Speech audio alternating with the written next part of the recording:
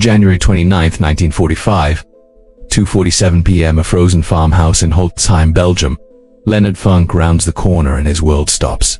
90 German soldiers, staring right at him, half clutching weapons, the other half reaching for rifles stacked in the Snell for American GIs kneeling with hands locked behind their heads. These weren't supposed to be armed. 20 minutes ago, they were prisoners. 80 Germans captured during Company C's assault on this godforsaken village. Only 4 guards could be spared.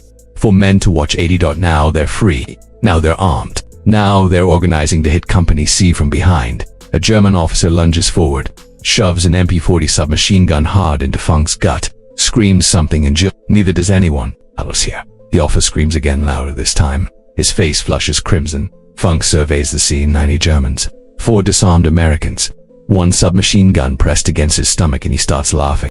The German officer's expression twists confusion, melting into pure rage. He screams even louder, spittle flying. Funk laughs harder. What happens in the next 60 seconds will leave 21 Germans dead. The rest will drop their weapons and surrender again. And Leonard Funk will earn the Medal of Honor for one of the most audacious acts in World War II history, all because he couldn't stop laughing.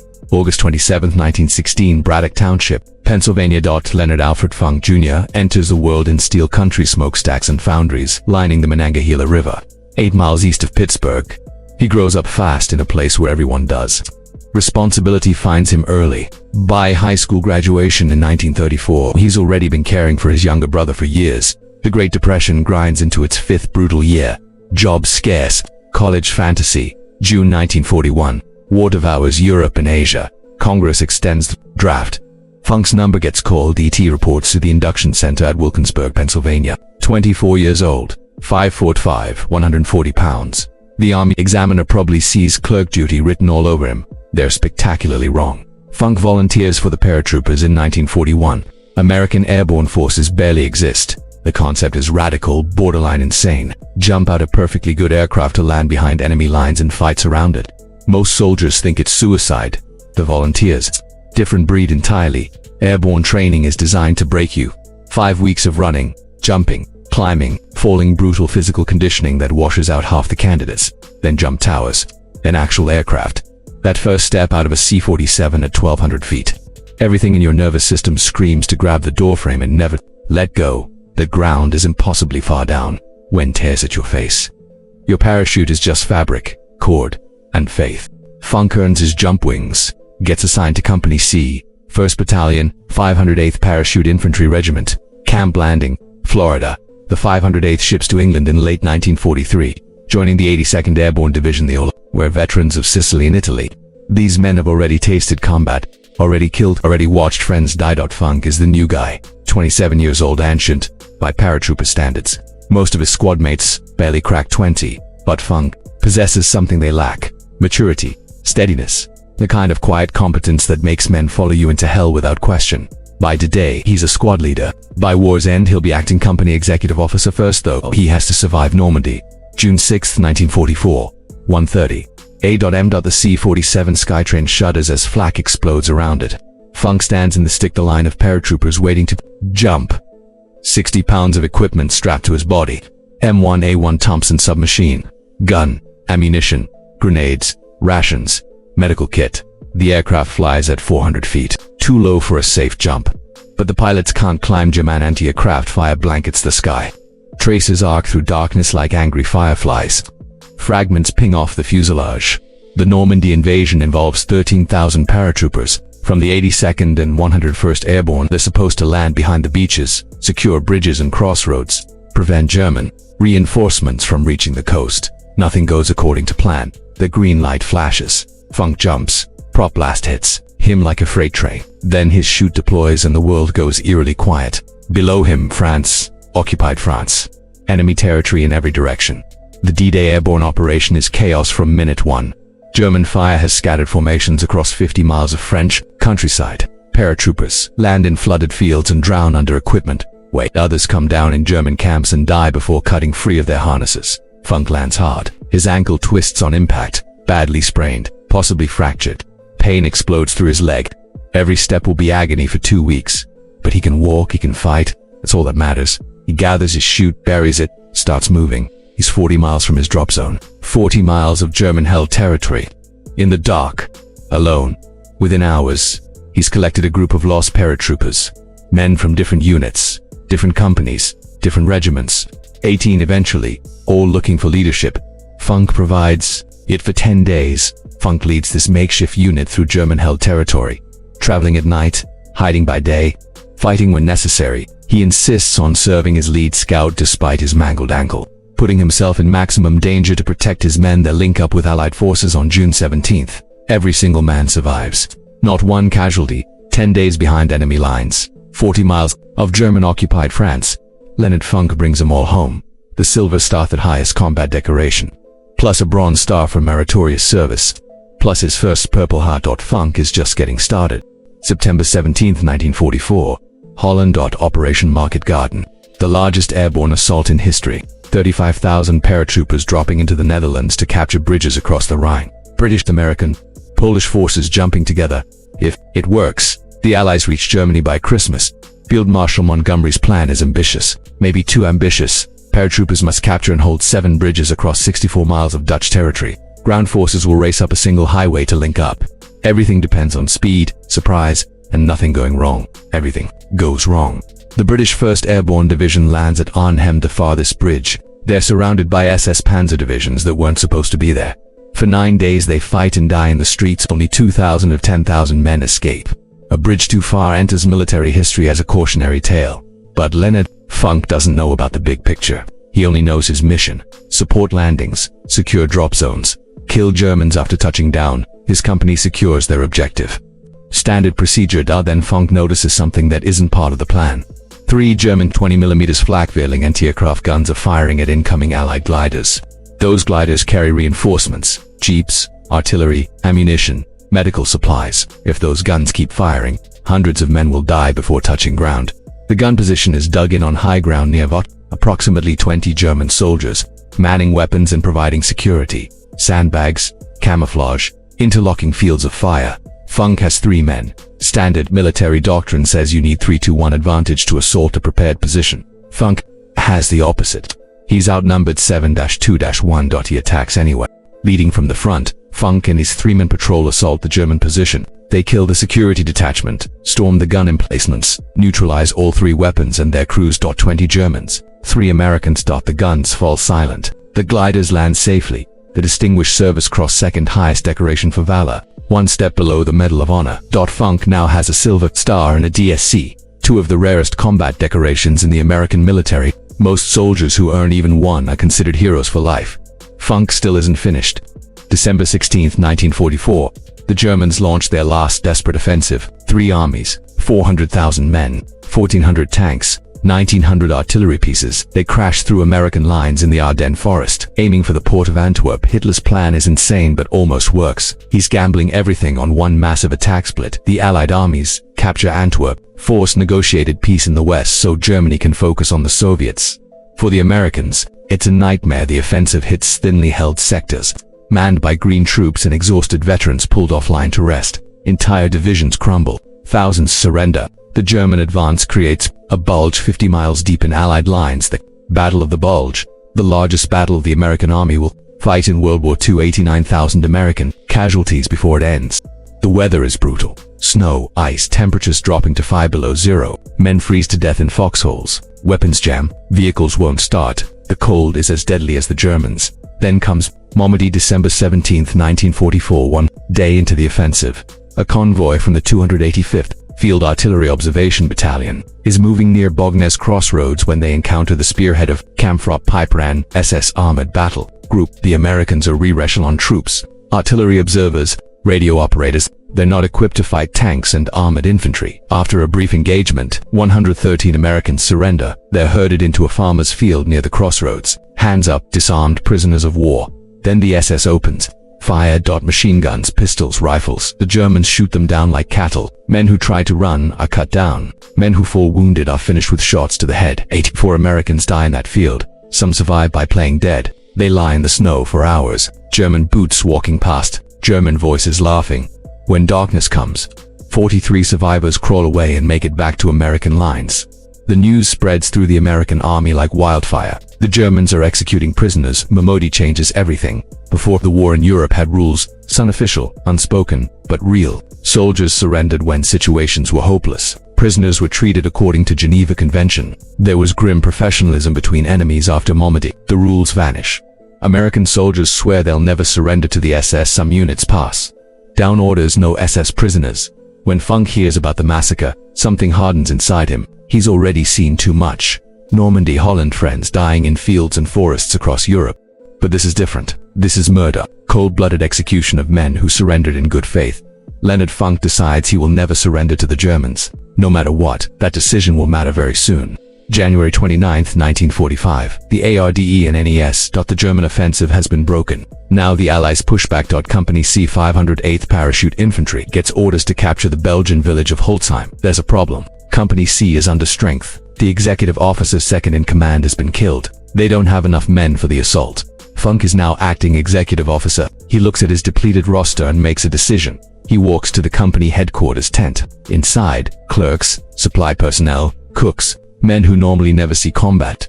You're all infantry now, Funk tells them. Grab your weapons. We're taking that village. He forms a makeshift platoon. 30 men who've spent most of the war behind desks. They've had basic training, sure, but real combat. Most have never fired a shot at another human being.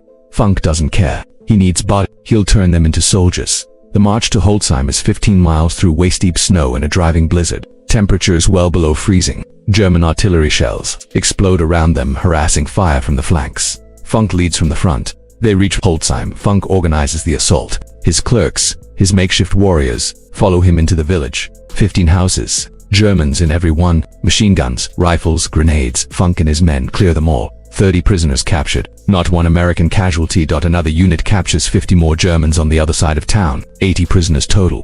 They're corralled in the yard of a farmhouse. Funk looks at his exhausted men. They've been marching and fighting for hours. There's still resistance in other parts of the village. Scattered German soldiers who haven't surrendered yet. He can only spare 4 men to guard the prisoners. Keep them here, he tells the guards. We'll send reinforcements when we can. Funk heads back into the fight. He has no idea what's about to happen behind him while Funk clears the rest of Holzheim. A German patrol approaches the farmhouse. 10 men, maybe 20, wearing white camouflage capes over their uniforms. In the snow and confusion, they look almost identical to American troops in winter gear. The 4 guards don't realize the danger until too late. The Germans overwhelm them, disarm them, force them to their knees. Then they free the prisoners, 80 German soldiers plus the patrol that freed them. 90 men total. They grab weapons from the pile. They organize quickly. They know exactly what they're going to do. Attack Company C from the rear. Funk's company is scattered across the village, mopping up resistance. They're not expecting an attack from behind. If 90 Germans hit them while they're spread out, it'll be a massacre. The German officer in charge, probably a lieutenant or captain, begins giving orders. Position the machine guns here. Set up the ambush there. Wait for my signal. That's when Leonard Funk walks around the corner. Funk has come to check on the prisoners' routine. Make sure the guards are okay. See if reinforcements have arrived. He's not expecting to walk into 90 armed Germans. He rounds the corner of the farmhouse and freezes. The scene is surreal. His 4 guards on their knees in the snow. The prisoners, who should be unarmed and contained, standing everywhere. Rifles in hands, organizing for battle. The German officer spots Funk immediately. The first sergeant stripes on his sleeve mark him as a leader. A prize. The officer strides forward, shoves his MP40 into Funk's stomach, screams a command in German. Surrender. Drop your weapon. Except Funk doesn't speak German. He has no idea what the officer is saying. The officer screams again, louder. His face veins bulge in his neck. Funk looks around. 90 Germans, half-armed. His 4 men disarmed and helpless. 1 other American soldier standing beside him, equally helpless. The mathematics of survival equals 0. There is no scenario where Leonard Funk wins this fight. He's outnumbered 90-2-1. The sensible thing, the rational thing, is to surrender. But Funk remembers Normandy. 84 Americans murdered in a field, shot like animals, left to freeze in the snow. He's already decided he'll never surrender to the Germans, so instead of complying, Leonard Funk does something inexplicable. He starts laughing. Nobody knows exactly why Funk laughed. Maybe it was a ruse, a deliberate tactic to confuse the enemy and buy time. Maybe it was stress. The human brain does strange things when faced with certain death. Maybe it was genuine amusement at the absurdity. An officer screaming in a language Funk couldn't understand, expecting compliance. Funk himself later said he tried to stop laughing but couldn't. Something about the Germans screaming in German touched a nerve. Whatever the reason, The effect is devastating. The German officer screams louder. Funk laughs harder. He bends over, shoulders shaking, calls out to his men. I don't understand what he's saying. Some of the German soldiers start laughing too. The tension is bizarre. Their officer is turning purple with rage, and this American won't stop cackling. The officer is completely thrown off. This isn't how prisoners behave. They beg, they plead, they comply. They don't stand there laughing while you shove a gun in their stomach for a few critical seconds. The German officer doesn't know what to do, and Leonard Funk uses those seconds. Still appearing to laugh, Funk slowly reaches up toward his Thompson submachine gun. It's slung over his shoulder, standard carrying position for paratroopers. The German officer watches. This is good. The American is finally surrendering his weapon. Funk's hand closes around the Thompson's grip. He begins to unsling it, slowly, carefully. The German relaxes slightly. He's about to have another prisoner. Another trophy. Then Funk moves. In one motion faster than thought, he swings the Thompson down, brings the muzzle into line, and squeezes the trigger.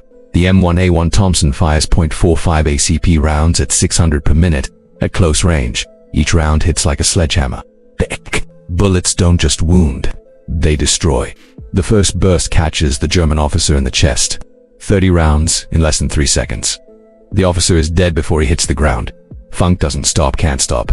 The moment he started shooting, he committed to killing everyone or dying himself. There's no middle ground. He pivots, still firing.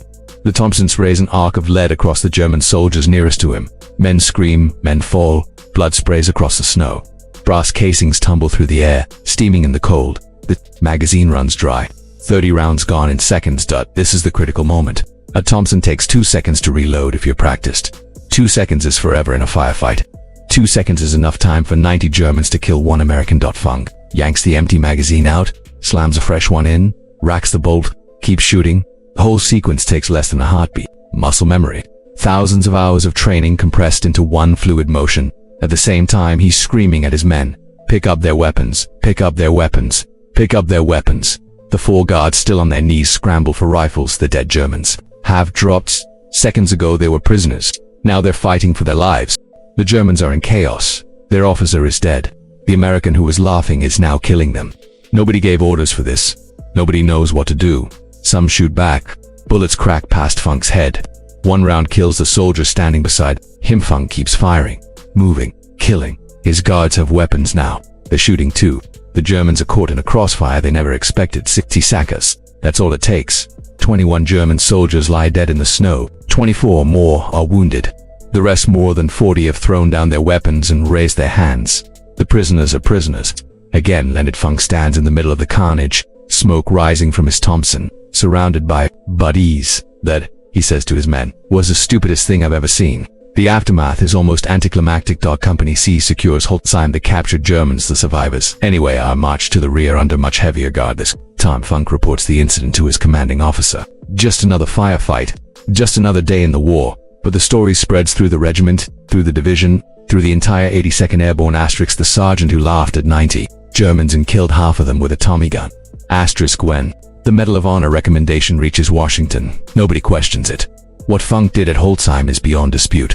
Outnumbered 90 to 1, enemy weapon in his gut, and instead of surrendering, he attacked. The official citation reads, he was ordered to surrender by a German officer who pushed a machine pistol into his stomach. Although overwhelmingly outnumbered and facing almost certain death, First Sergeant Funk, pretending to comply with the order, began slowly to unsling his submachine gun from his shoulder and then, with lightning motion, brought the muzzle into line and riddled the German officer. He turned upon the other Germans, firing and shouting to the other Americans to seize the enemy's weapons. September 5, 1945. The White House. President Harry Truman places the Medal of Honor around Leonard Funk's neck. I would rather have this medal, Truman says, than be President of the United States. Let's count what Leonard Funk earned during World War II. Medal of Honor for Holtzheim, Distinguished Service Cross for the anti-aircraft guns in Holland. Silver Star for leading 18 men through 40 miles of enemy territory in Normandy. Bronze Star for meritorious service, Purple Heart. Of them, he was wounded 3 separate times and kept fighting. Plus the Croix de Guerre from France, the Order of Leopold from Belgium, the Military Order of William from the Netherlands, their equivalent of the Victoria Cross.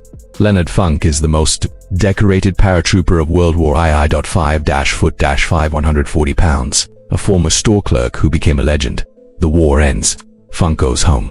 He doesn't write a book, doesn't do the lecture circuit, doesn't turn his Medal of Honor into a speaking career or a political platform, doesn't cash in on his fame. He goes back to Pennsylvania and gets a job with the Veterans Administration, the VA, the massive bureaucracy responsible for taking care of America's former soldiers, helping other veterans navigate paperwork, processing disability claims, cutting through red tape for men who'd given everything and now needed help getting what they were owed. The same kind of clerk work he did before the war, the same quiet, unglamorous, necessary work. For 27 years, Leonard Funk sits at a desk and helps veterans. He reserves through the ranks, becomes division chief of the Pittsburgh regional office. Good salary, steady hours, a pension waiting at the end, or his wife Gertrude sticks with him through all of it. They have 2 daughters. They live in McKeesport, Pennsylvania, a working-class neighborhood in a working-class town not far from where he grew up. The Medal of Honor hangs in a case somewhere. The Distinguished Service Cross, the Silver Star, all the foreign decorations from France and Belgium and the Netherlands. He never talks about them. When people ask about Holtzheim, about the laughing, about the 90 Germans, he shrugs it off. Did what I had to do. That's it. That's all he ever says. November 20th, 1992, Braddock Hills, Pennsylvania. Leonard Alfred Funk Jr. dies of cancer. He's 76 years old. They bury him at Arlington National Cemetery.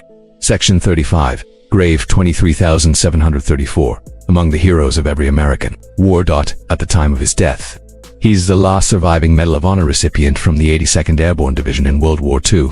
A fitness center at Fort Bragg, now Fort Liberty, is named after him. A highway in Pennsylvania bears his name. A post office in McKeesport was dedicated to him in 2023. But most people have never heard of Leonard Funk. They know Audie Murphy. They know Alvin York, the famous Medal of Honor recipients. They don't know the short, quiet paratrooper who laughed at 90 Germans and killed 21 of them with a Tommy gun. Here's what the story of Leonard Funk tells us. War doesn't favor the big. It doesn't favor the strong. It doesn't favor the reckless or the fearless. War favors the ones who keep thinking when everyone else has stopped at Holtzheim. Leonard Funk had every reason to surrender. The math was impossible. 90 against 1. A gun in his stomach, his men already captured. Any rational person would have given up. But Funk wasn't thinking about the math. He was thinking about Mummy, about 84 Americans murdered in the field, about what the Germans did, 2 prisoners, and he was thinking about his men, the 4 guards on their knees, the soldiers scattered across the village who would be hit from behind if these Germans escaped. So he laughed. Maybe as a tactic, maybe from stress, maybe because the whole thing struck him as absurd. And while the German officer was confused, while everyone was off balance, Leonard Funk made his move. 60 seconds later, he was standing in a field of blood, alive when he should have been dead. There's a quote often attributed to President Truman about the Medal of Honor. Asterisk, I would rather have this medal than be President of the United States. Asterisk, he said it to Leonard Funk. September 5th, 1945. The White House Rose Garden. Think about that. The most powerful man in the world. The man who had just ended World War II. The man who had reshaped the entire global order. Looking at a 5'5" former store clerk from Pennsylvania and saying, asterisk, I'd rather be you. Asterisk, because what? Truman understood what everyone who reads the Medal of Honor citations understands, is that courage isn't about size or strength or training. Courage is what you do when there's a gun in your stomach and 90 men want you dead.